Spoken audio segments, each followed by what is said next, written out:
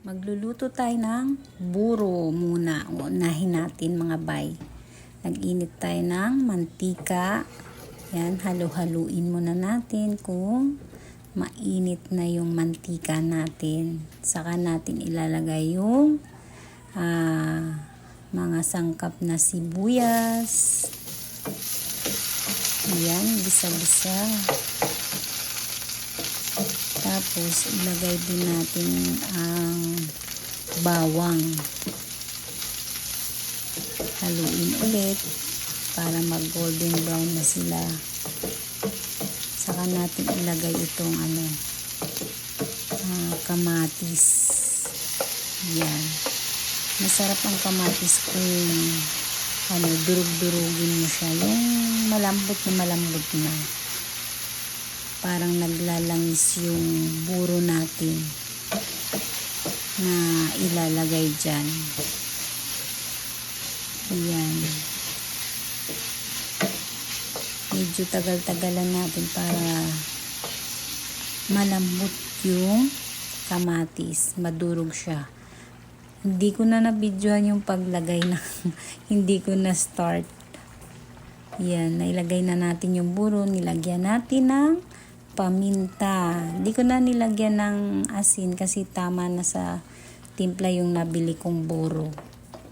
Yung buro, nabili ko pa sa Pampanga nung nagpunta kami. Yan.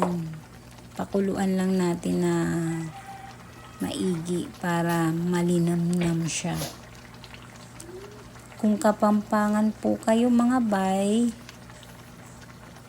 yan ang number 1 na kakambal ng inihaw or prito. Yan, sa kabila nga pala nagpakulo ako ng talbos ng kamote.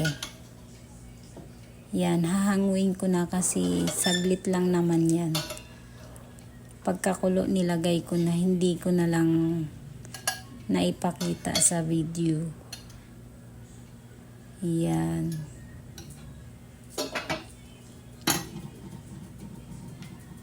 Tapos nagprito rin ako ng galunggong na 2 piraso kasi si husband hindi kumakain ng tilapia. Ayaw niya. Kami lang mag-iina ang kumakain ng tilapia. Ewan kong sarap-sarap ng tilapia. Ayaw niya kumain. Kaya yan yung kanya. Gigi.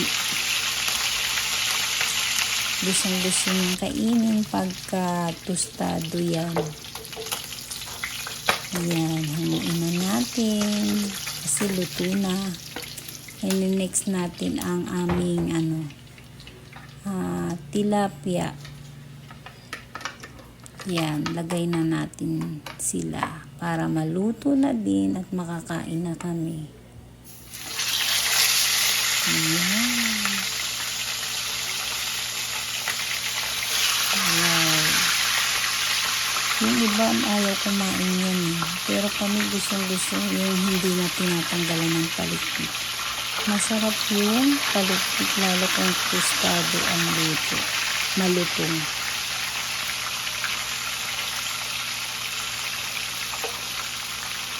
Pagka yan, binaliktad na. Shortcut na yan. Yan, tostado na siya. Hanguin na natin at makakain na din. Yan. Masarap din ang tilapia pag may saysawang toyo, kalamansi. Pero may buro kasi kami kaya buro na lang ang kakambal niyan.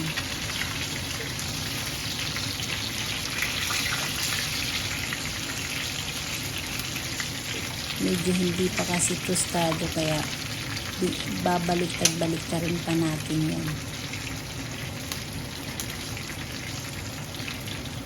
Kapampangan kasi napangasawa ko kaya mahilig na din ako sa buro. Pero akla nun ako, Bisaya man. Yan, tostado na siya. Hanguin na natin. Yan. Sarap na yan.